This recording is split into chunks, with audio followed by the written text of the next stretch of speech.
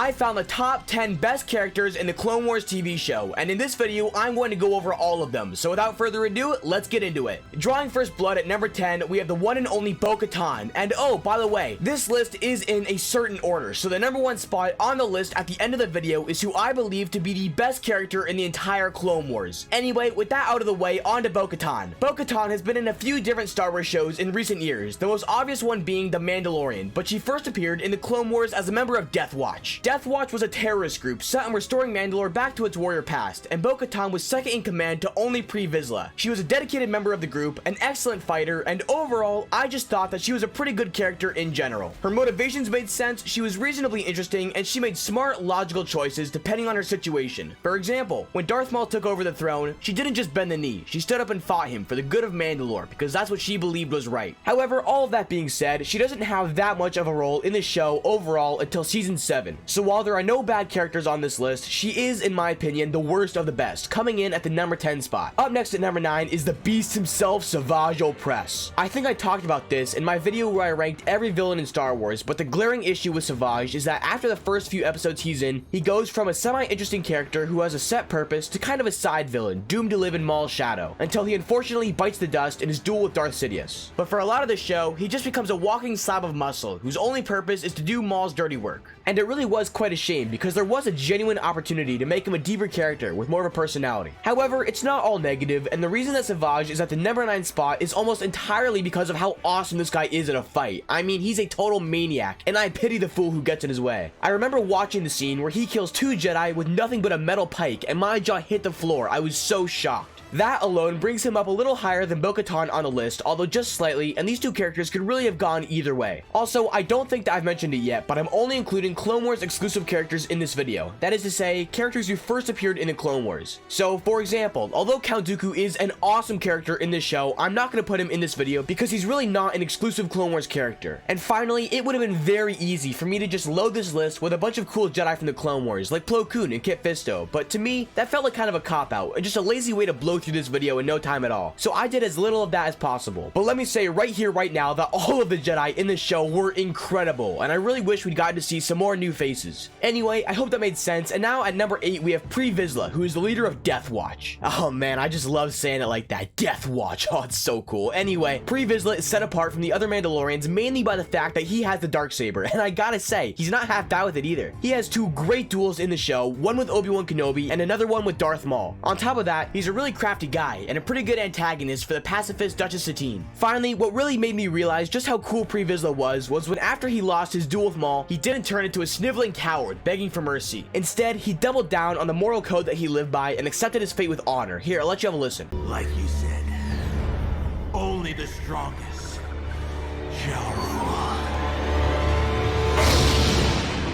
Man, Vizsla was a legend for that one. And speaking of legends, I smell a prophet. That's right, at number 7, we have the infamous Hondo Ohnaka. I recently rewatched the entire Clone Wars show with some friends, and I actually kind of forgot about Hondo until I got to an episode where he was the villain, and man, talk about a surprise to be sure, but a welcome one. It all just came flooding back to me. When I think of Hondo, I think of 3 words: Jack frickin' Sparrow. Literally, if you like Jack Sparrow, then you'll like Hondo Ohnaka. He's almost the exact same character, and Clone Wars got it spot on. Honestly, there's literally no better way to put it than that. Every human alive just loves this character. There is, however, one bad thing that I can say about him, and this is the only reason that he's at the number 7 spot. That one bad thing is simply, why the heck wasn't there more of him? For a character this fantastic, I would have loved to see him be at the center of more episodes. But alas, you know what? We were lucky enough to get him the amount we did, so count your blessings. Up next at number 6, it's the hairless harpy herself, Asajj Ventress. Ventress was always a reasonably cool character, but somewhere around season 3 of the Clone Wars, when she went off on her own, is when she really became awesome. She stopped being just a generic bad guy and got some actual depth and personality. For example, when Ahsoka was accused of bombing the Jedi Temple, Ventress actually helped Ahsoka clear her name, and I wouldn't say that they became friends during that time, but Ventress definitely became the closest thing that Ahsoka had to an ally. Finally, on a more, how can I say this, immature level, Ventress has some dope lightsabers, and because your boy is a sucker for a nice curved hilt, I think that these things are so cool. Although one thing I will say is that Ventress should really consider growing hair. This completely bald look is not working. I'm sorry to break it to you. Now we reach the center of the list, and from here on out, all of the characters coming up are incredible, so they really could have gone any way. But coincidentally, making its way to the number 5 spot is the one and only Fives. And actually, that reminds me, hello there everybody, my name is Jedward, and if this is your first time watching my channel, I make tons of videos about Star Wars and other franchises like it. And if you're enjoying this video so far, I'd really appreciate it if you'd smash that subscribe button. Thank you, it means the world. And now on to Fives. CT-5555 was originally a clone who had janitorial duties in his near future, but he narrowly dodged that and went on to become an ARC trooper. He was in a ton of Clone Wars storylines, such as the Siege of Umbarah and the Citadel, but what really made him such a legend was when he discovered Order 66. Basically, Fives found undeniable proof that all clones have chips in their head that force them to kill Jedi when given the order, but infuriatingly enough, he can't get anybody to believe him, until finally he gets killed. This series is one of the saddest in Star Wars, and it serves to cement Fives in Clone Wars history as a hero, willing to go above and beyond the call of duty in service of a greater good. Throughout the arc, Fives is smart, resourceful, and capable, and the fact that nobody but the viewers know that he's actually right makes the tension so much more intense. Honestly, if you haven't seen Fives' 4-episode story located in Clone Wars Season 5, then it'll most likely be really hard for you to understand what makes him such a great character, but if you know, you know. Rest in peace, soldier, and take comfort in the fact that The mission.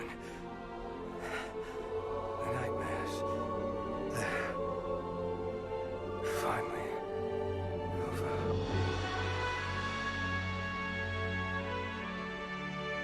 At number 4, it's formerly Darth, now just Maul. Look, I know I said that I wouldn't include characters who didn't first appear in the Clone Wars, but the way I look at it, Maul is essentially a completely new character in the Clone Wars because he was such a small part of the Phantom Menace. I mean, he literally said a total of 31 words, and that's just not enough for such an awesome character. Regardless, whether you like it or not, most people would agree that Maul was a phenomenal character in the Clone Wars. He was cunning, devious, and that guy could swing a lightsaber. Holy cow, he had so many good duels throughout the show. Let's see, there was him and Savage versus Obi-Wan and Ventress, his duel with Vizsla, who could possibly forget when he and Savage took on Darth Sidious together, and finally, his last duel with Ahsoka in Season 7. I mean, I can't think of a single bad lightsaber fight that Maul's been in. And then as for him as a character, he is such a menace. Let me put it this way. He went from some random guy with robot legs to the literal king of Mandalore in under 2 episodes of the Clone Wars, and that is the least of his accomplishments. The only thing about him that I cannot decide for the life of me is which version of his robot legs are the best. Let me know in the comments. Do you like his enormous talons or his more sophisticated normal legs? In my opinion, I think that I like his humongous claws just a little bit more. They make him more sinister. But anyway, that's just me. Let me know what your thoughts are in the comments. And now we're moving on to what is currently my all-time favorite bounty hunter in all of Star Wars, and that is the man who needs no introduction, Cad Bane. Cad Bane is incredible in every single way. Seriously, I challenge you to think of one bad thing about this guy. He has bright red eyes, the coolest hat in the galaxy, and by far the best voice that I've ever heard. Here, just take a listen. Hello there, little lady. To top it all off, he's an incredible fighter, and in my opinion, out of every bounty hunter, he's the most impressive in terms of raw skill. I recently made a poll asking who would win in a duel, Cad Bane or the Mandalorian, and out of the 10,000 people who voted, only 2,700 of them thought that Cad Bane would win. Look, I'm more than open for debate, but here's my take on this. The 3 other quote-unquote big bounty hunters in Star Wars, Jango Fett, Boba Fett, and the Mandalorian are all sick. But in terms of who's the most impressive, let's look at it this way. Who has more raw skill? The guys who rely almost entirely on their invincible Beskar armor and their nifty gadgets, or the guy who takes on multiple Jedi at once in nothing but a trench coat and a cowboy hat? I don't know. To me, the choice is clear, but let me know your thoughts. Anyway, again, I've never once heard of a human being who doesn't like Cad Bane, and the only reason that he's as low as the number 3 spot is because the final 2 characters on this list are just a little bit better. And speaking of number 2, give us the Clone Wars theme, because in my book, experience outranks everything. That's right, it's none other than Captain Rex. Rex is one of the few clones whose journey we follow throughout the entire show, and as a result, he's really captivated the hearts of the fans. He's one of the only clones that didn't obey Order 66, at least not for very long, which was very nice to see. What really set Rex apart from the other clones in the show was his belief that orders are not something to be followed religiously, which he most likely inherited from his Jedi General Anakin Skywalker. Honestly, you'd probably be hard-pressed to find a Star Wars fan whose favorite clone of all time isn't Captain Rex, and for good reason. This man is a living legend and one of the best characters in the entire Clone Wars show. We are finally at the end of the list, and if you didn't see this coming, then I don't don't think you've ever actually watched the show, because coming in at the #1 spot as the best character in the Clone Wars is none other than Ahsoka Tano. When Ahsoka was first introduced, she was despised by Star Wars fans because of how obnoxious she was, but Dave Filoni made a quick change and turned her into one of the most beloved characters in not only the entire Clone Wars show, but the entire Star Wars universe. In fact, Ahsoka is so good that not only is she one of the best characters, but she's also one of the best Jedi to ever exist. And if you want to see just how good she is compared to all the other Jedi, then you need to watch this video right here, where I ranked every Jedi in Star Wars from absolute worst to absolute best.